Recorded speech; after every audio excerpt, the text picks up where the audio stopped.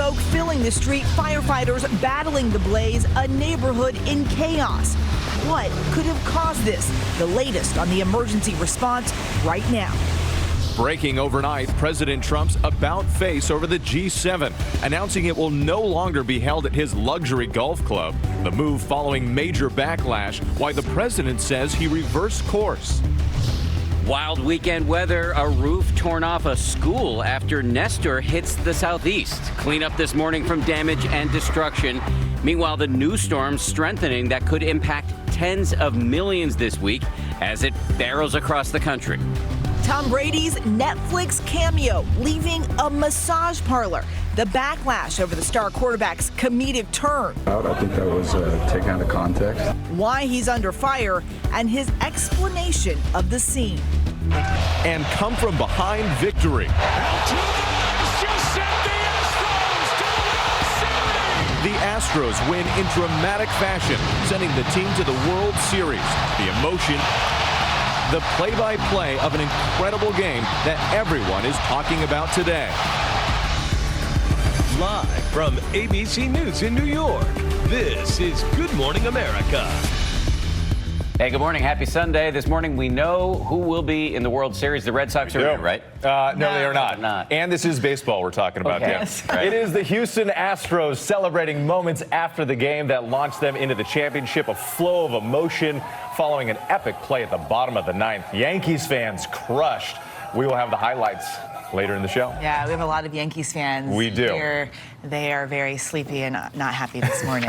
But first, we move on. Breaking news. Flames erupting in a Pennsylvania neighborhood. New video coming in from Allentown, north of Philadelphia. Firefighters are putting out hot spots as investigators figure out what happened. Stephanie Ramos is here with more.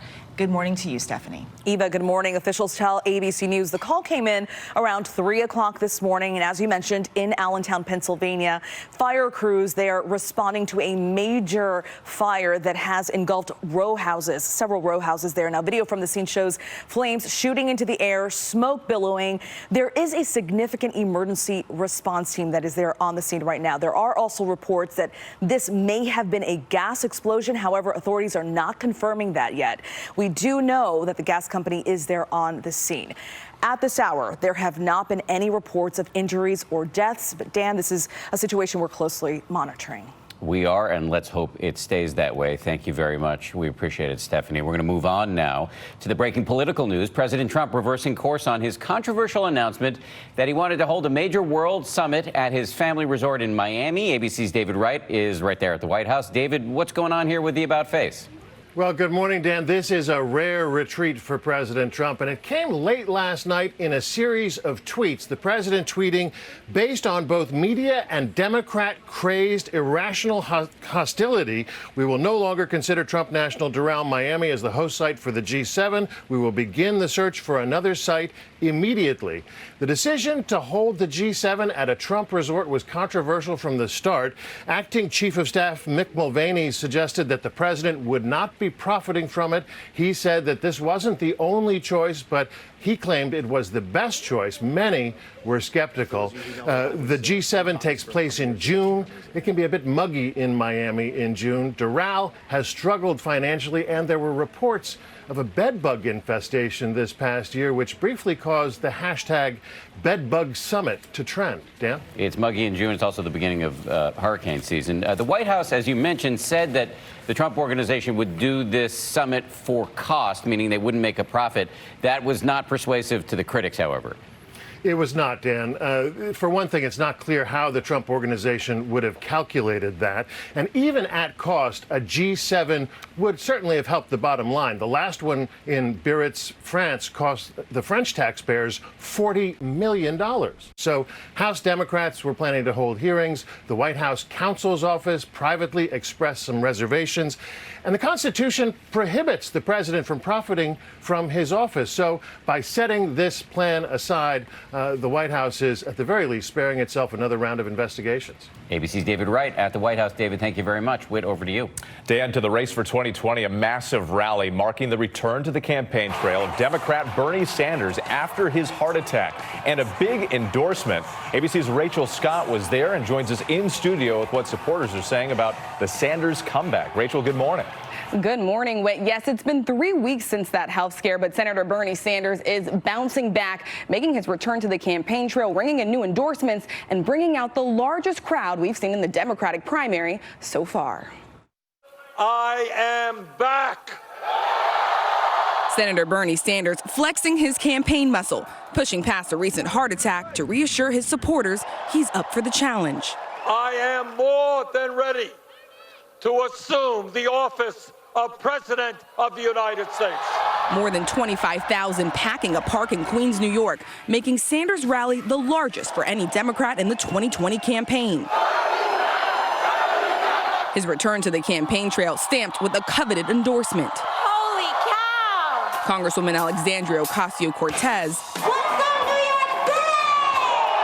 praising the crowded field of Democrats, but throwing her support behind just one. We have one of the best Democratic presidential primary fields in a generation. And much of that is thanks to the work that Bernie Sanders has done in his entire life. His supporters hope that endorsement gives Sanders, who has slipped in the polls, a boost. I think seeing women of color, the vanguard of the new left, endorsing Bernie, it means everything to me as a young person. The other candidates out and about in key early voting states. Hello, Virginia! As an unexpected feud plays out in the race. Former Democratic presidential nominee Hillary Clinton, without evidence, suggested Russian influence in the primary. I think they've got their eye on somebody who's currently in the Democratic primary and are grooming her to be the third-party candidate. She's a favorite of the Russians. Congresswoman Tulsi Gabbard believed she was the target of that attack, firing back, calling Clinton the queen of warmongers, and even challenging her to join the race. And Clinton's team has not responded to our request for a comment, but President Trump is weighing in on this disagreement, lashing out at Clinton, guys. Well, it's good to have you inside. You've been all over the country traveling. It's a lot warmer in the studio. Well, you've been doing great. It's good to have you. Well, now overseas to the Syria crisis, heating up with tension on the ground as the Syrians ask for an emergency phone call with Vice President Pence. James Longman has more from northern Iraq. Good morning, Eva. With both sides accusing the other of breaking this agreement, the prospects of it lasting are pretty slim. And we've spoken to a Kurdish commander who says, as far as she's concerned, it's already over. This morning, the US brokered pause in fighting in northeast Syria appears on the brink of collapse. A Kurdish commander telling ABC News she believes the planned 5-day break is effectively over. Turkey has attacked in more than 38 places since the ceasefire came into force. But Turkey says it is honouring the agreement and is only acting in self-defence. We hope they will stick to this agreement and leave the area, because we do not want to see any further clash. US Defense Secretary Mark Esper, travelling to the Middle East on Saturday, claims the ceasefire is mostly holding. We see a stabilization of the lines, if you will, on the ground. And we do get reports of intermittent fires, this and that. That doesn't surprise me necessarily. But Abdullah says Kurdish forces have told the Americans this is not the case. Have you spoken to the Americans? When did you last speak to Secretary Pompeo's team or Vice President Pence's team about what's happening? We've told them clearly, you are the guarantor of this ceasefire, and we've told them you are responsible for what happens here. For 2 days, we've tried to get our fighters out of the area, and we couldn't. Donald Trump has been celebrating the deal struck by Vice President Pence and Secretary Pompeo. Donald Trump says that the Kurds are happy. I would tell Mr. Trump that the Kurds are not happy. They've killed all these people, so of course we're not happy. This agreement has allowed Turkey to occupy our land and kill our people. Well, these hostilities began when Donald Trump decided to announce that US troops would be leaving northern Syria. But Defense Secretary Mark Esper has said that that is a matter of weeks and not days. And when they do leave, some of them won't be going home. They'll just be redeployed elsewhere in this region. Dan? James Longman on the ground in Iraq. James, thank you very much. We really appreciate it. So much going on. So let's bring in our chief anchor, George Stephanopoulos, who's going to be hosting this week later this morning. Good morning, sir. So let's start with the situation in Syria. I know you have an exclusive this morning with the Secretary of State, Mike Pompeo. Given the recent comments from the president about how, this is just happening 7,000 miles away, it's all sand they're fighting over, how much energy is there in the administration to try to clean the situation up, and do they have leverage? Well, this is the president's policy. Going back to the phone call 3 weeks ago with President Erdogan, Erdogan of Turkey, that letter that he sent this week as well. The president has made it very clear that he wants out.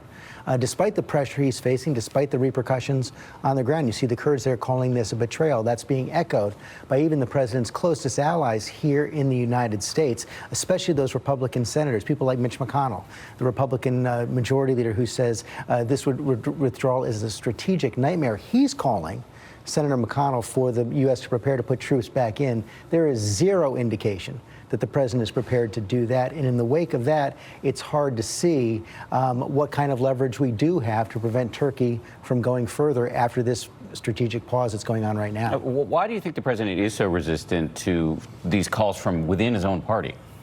He says this is what he believes. He always wanted to get out of endless wars. Now, the contradiction you see here is that the president is removing troops from Syria, even as he's adding more than 1,000 troops to Saudi Arabia. But the president, it just seems committed to getting out, despite what many believe will be a victory for Russia here, despite the concerns that ISIS could come back. The president seems clear. And a victory for Iran, some say. Let's talk domestic politics for a second. We saw those images, the huge rally for Bernie Sanders right here in New York City this weekend. Many people might have been tempted to write off his candidacy given the declining poll numbers and the fact that he had a heart attack recently. You look at these images, though, do the doubters have to reconsider? Well, yeah, that was some rally yesterday with AOC. He also got the endorsement of Ilhan Omar, another member of the squad. Had a fairly strong debate performance on Tuesday night, and as you know, he's got more cash than anyone else on hand right now, so I think he is here to stay at least for a while. We'll have to see how the voters are reacting, particularly in those early states of Iowa and New Hampshire, where, as you pointed out, Bernie Sanders had been declining even before the heart attack. George Stephanopoulos, thank you very much. Thank you. Always great to see you. Appreciate it. And I want to remind everybody, George, as always, has a big show this morning. As mentioned, he's got that exclusive interview with the Secretary of State, Mike Pompeo, as the situation in Syria rages. And then the top Democrat on the Senate Foreign Relations Committee, Senator Bob Menendez, will be here to respond. Plus, as always, the Powerhouse Roundtable. It's all coming up on This Week later this morning right here on ABC. Whit, over to you. Dan, now to the Brexit chaos overseas. British Prime Minister Boris Johnson sending a letter to the European Union on Saturday asking to delay Britain's exit by making it clear that he personally opposes the delay. The letter comes after a rare Saturday session. Parliament voted to postpone a decision on whether to back Johnson's Brexit deal. The plan would have the UK leaving the European Union by the end of this month. This is the third time the UK has asked the EU for a Brexit extension. Now to the murder of a young father originally from Australia and living in Texas, killed during a home invasion while his wife and small children were also in the house. Police are looking for a motive at this hour. Marcy Gonzalez joins us from LA with more on this investigation. Good morning, Marcy. Eva, good morning. This is such an unsettling and unusual case. Investigators say from the outside of the house, it would have been clear to anyone that a family with kids lives there and that they were at home. Now they're trying to figure out why the house was targeted and how things turned violent so quickly. Someone just broke in my house and they shot my husband. Overnight, investigators releasing the gut-wrenching 911 call made moments after intruders broke into a Texas home in the middle of the night, killing this young father as he tried to defend his family. I need help. I need help so bad. Brenton Esdorf's wife telling the dispatcher they and their children, just 1 and 3 years old, were startled awake early Thursday morning by the sound of a window shattering. Brenton gets up, confronts two individuals inside the residence, at which point in time he was shot and killed. Brenton was there to protect his family. Okay. The person that shot your husband, is he still there? No, I don't think so, but I'm so scared. Detectives near Houston now trying to track down the killers, hoping this surveillance video of what they believe may be the getaway vehicle driving from the Esdorf family's home could help. And we're very interested, quite honestly, to identify the owner of that vehicle. Brenton's family arriving from his native Australia still hasn't really sunk in it's real. Baffled by this horrifying crime that the sheriff's office vows to solve. We will stop at nothing. We will investigate, we will investigate, we will investigate until we can bring these individuals to justice. Investigators still don't know the motive, and while they have a vague description of the two intruders, they say there may be a third suspect as well. There's now a $25,000 reward for information leading to the killer's arrest. Dan. You used the right words there, baffling and horrifying. Marcy, thank you so much. Really appreciate it. We're going to switch gears now and turn to some lighter news that just transpired right here in the New York City area. Just hours ago, the Australian airline Qantas completed the first nonstop commercial flight from New York to Sydney. The jet carrying 49 people touched down in Sydney after a 19-hour and 16-minute journey, making it the world's longest commercial flight. Qantas says this is the first of 3 flights during which they will run tests to figure out how to best manage pilot and passenger fatigue. And after 19 hours on the flight, I think we've gotten this right. I feel like we've been on a flight a lot shorter than that, feel refreshed, feel great. And talking to all of the passengers, that was the commentary that came from it. Even for people in the middle seat? I don't know. Back row coach with a seat. Well, one of the ways the airline is hoping to make this long flight better for passengers is by adding an exercise area in economy class. A little downward. And a lot of peanuts. Except for then people are sweaty and gross sitting next to you. Fair point. I'm just saying.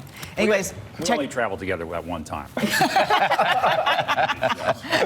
Just saying, these are things you should think about. Shower with the gym. Is there going to be a shower there? Yeah. Take a look at this video. A touchdown celebration take a frightening turn on the field at the Oklahoma-West Virginia football game on Saturday. Look at that. Oklahoma's horse-drawn Sooner Schooner was taking its traditional touchdown lap when the covered wagon tipped over, sending its passengers toppling onto the field.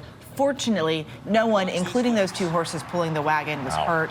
The university is blaming the accident on a weight distribution problem among the riders in the wagon. It's a tight turn with those wagon wheels. You don't have the best grip when they come around that corner.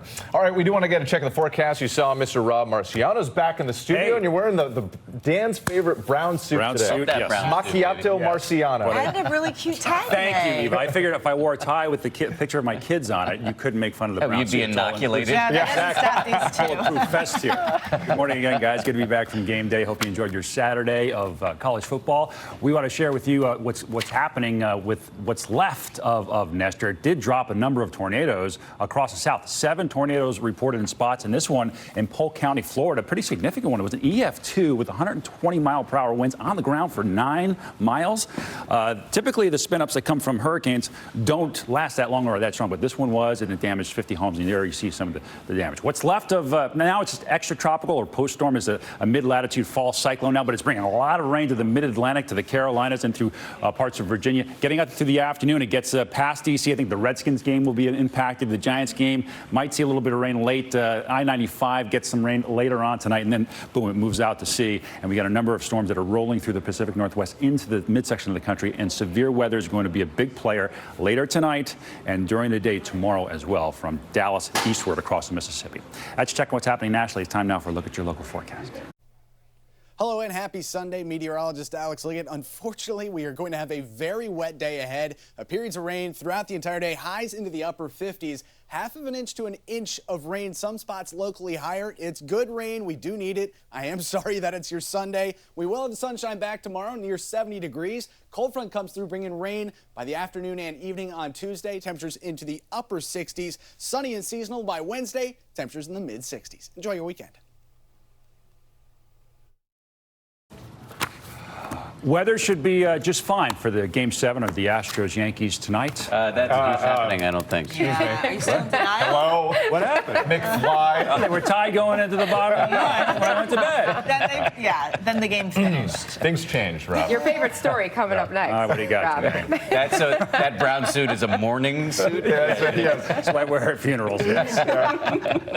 All right, since Rob brought it up, we're going to turn now to the major sports moment, an incredible play, launching the Astros into the World Series, meaning there will be no Game 7. A lot of people here in the studio, the New Yorkers here, not so happy about it. Janae, how you feeling? I had no horse in this race. Houston is celebrating this morning. Fans like Rob are nursing their wounds. The Astros dashing the Yankees' dreams of another chance at a World Series title with a last-minute home run for the win.